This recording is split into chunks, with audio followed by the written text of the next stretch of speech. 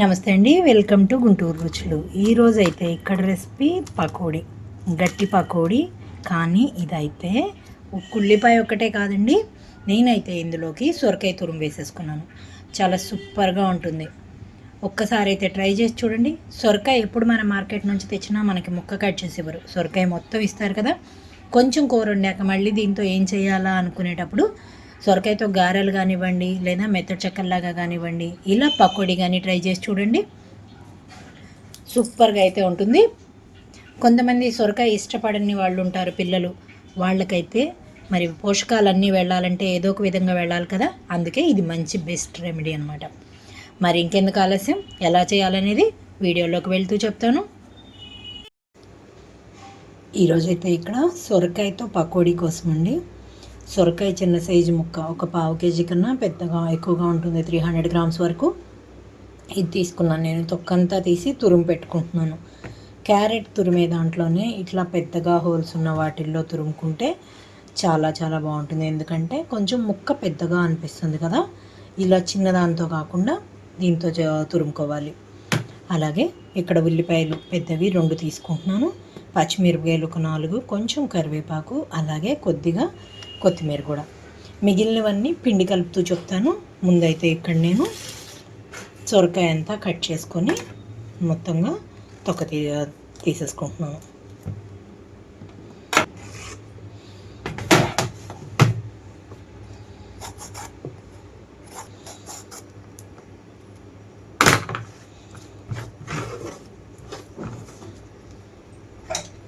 ఇలా తొక్కంతా తీసిన తర్వాత ఒకసారి కడిగేసేసి తురుముకుంటున్నానండి. ఇట్లా పెద్దగా హోల్స్ ఉన్న దాంట్లో తురిమేస్తున్నాను. మధ్యలో ఉన్న గింజ పార్ట్ అంతా కూడా తీసేసుకుంటున్నాను.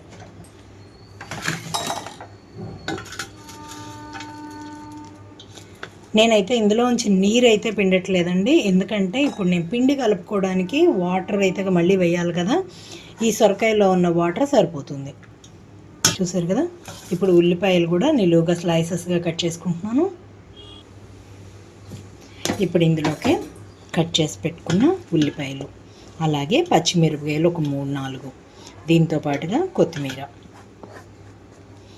వీటన్నిటితో పాటు కరివేపాకు లేకపోతే టేస్ట్ ఉండదు కదా, కరివేపాకు కూడా. ఇప్పుడు ఇందులోనే సాల్ట్ అలాగే జీలకర్ర కూడా వేస్తున్నాను. నేను ఇక్కడ రుచికి తగినట్లుగా సాల్ట్ ముందే వేసేసుకుంటున్నాను.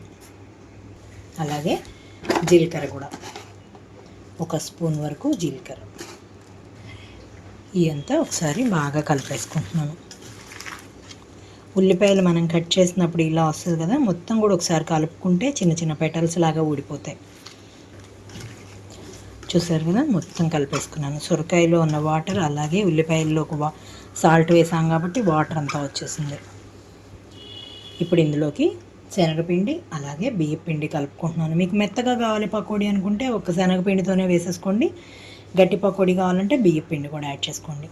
నేనైతే ఇక్కడ 1.5 కప్పు వరకు శనగపిండి తీసుకుంటే బియ్యం వచ్చేసి 3.5-4 కప్పుల వరకు తీసుకుంటున్నాను, కొంచెం గట్టిగా పకోడీ చేసుకోవడం కోసం.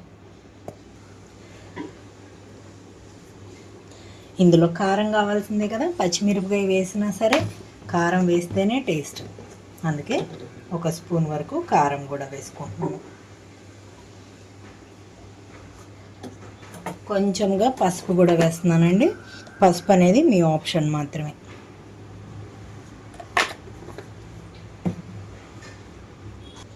ఈ సొరకాయలో ఉన్న వాటర్ ఉల్లిపాయలోంచి వచ్చే వాటర్ సరిపోలేదు అనుకుంటే అప్పుడు మీరు కొంచెం కొంచెంగా వేసుకుంటూ వాటర్ వేసుకుంటూ పిండి కలుపుకోవాలి. ఇక్కడ మాత్రం పిండి జారుగా కాకుండా గట్టిగా ఉంటేనే మనకి పకోడీ గట్టిదనం వస్తుంది. మీకు మెత్తగా కావాలి అనుకుంటే కొంచెం జారుగానే కలుపుకోవాలి పిండి అయితే. ఇక్కడ చూడండి, నాకు ఇందులో ఉన్న వాటర్ కంటెంట్ అయితే సరిపోలేదు కాబట్టి నేను కొంచెంగా వాటర్ అయితే వేసుకుంటున్నాను ఇక్కడ.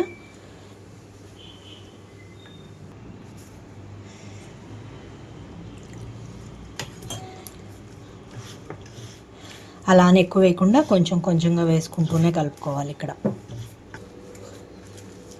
చూడండి, పిండి ఇలా వేసుకుంటే ముక్కలు ముక్కలుగా రావాలి. ఇంత గట్టిగా కలుపుకుంటేనే పకోడీ గట్టిదనం అయితే వస్తుంది మీకు. పక్కన పెట్టేస్తున్నాను ఇది. ఇప్పుడు ఆయిల్ పెట్టుకుంటున్నాను. ఇక్కడ స్టవ్ ఆన్ చేసి పాన్ పెట్టుకున్నాను. ఇందులోకి డీప్ ఫ్రైకి తగినట్లుగా ఆయిల్ తీసుకుంటున్నాను.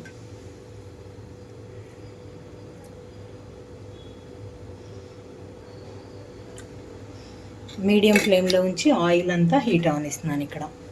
ఇక్కడ చూడండి, ఆయిల్ అంతా కాగిన తర్వాత నేనైతే పిండి కొంచెం కొంచెంగా తీసుకుంటూ ఇలా పకోడీలాగా వేసేసుకుంటున్నాను.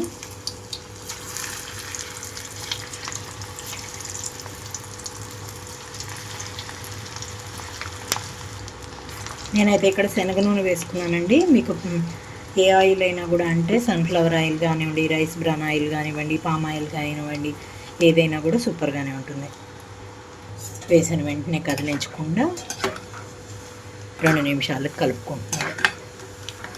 మనకి పిండి వంటలు ఏదైనా సరే మనకి శనగ నూనె వాడితే మంచి టేస్ట్ ఉంటుంది. అది వేగేటప్పుడే తెలుస్తుంది ఆ వాసన కూడా. అలా అని అందరూ శనగ నూనె వాడరు. కొంతమందికి పడుతుంది, కొంతమందికి ఇష్టపడరు. అందుకని చెప్పేసి ఆయిల్ అయితే మీ ఇష్టం అండి.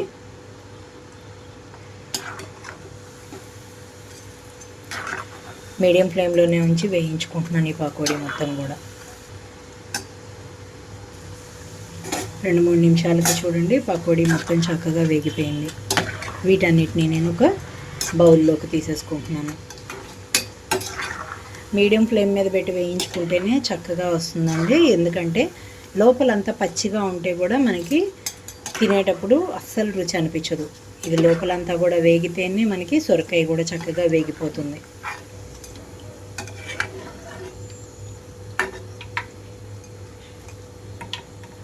ఇవన్నీ ఒక బౌల్లోకి తీసేసుకుంటున్నాను.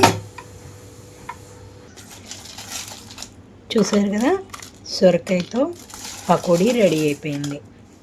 చాలా సూపర్ స్నాక్ అండి ఇదైతే. మనకి చక్కగా ఇలా గట్టిగా వేసుకుంటే నిలవ కూడా ఉంటుంది. 2-3 రోజుల పాటు ఎక్కడికన్నా జర్నీలో వెళ్ళాలి అనుకునే వాళ్ళకైతే సూపర్ రెసిపీ.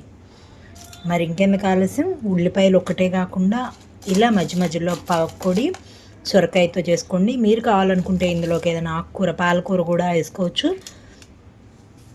మరి మీరు ట్రై చేసి చూసి మీరు మీ ఒపీనియన్ అయితే కామెంట్ బాక్స్లో పెట్టండి. అలాగే మీలో ఎవరైనా మా వీడియో ఫస్ట్ టైం కానీ చూస్తున్నట్లయితే ప్లీజ్ మా ఛానల్ని సబ్స్క్రైబ్ చేయండి. అలాగే మా వీడియోస్ని లైక్ చేస్తూ షేర్ చేయండి. పక్కనే ఉన్న bell icon all option click చేస్తే మేము ఇచ్చే వీడియోలన్నీ మీకు నోటిఫికేషన్స్ వస్తాయి. Please encourage me and thank you for watching. Thank you.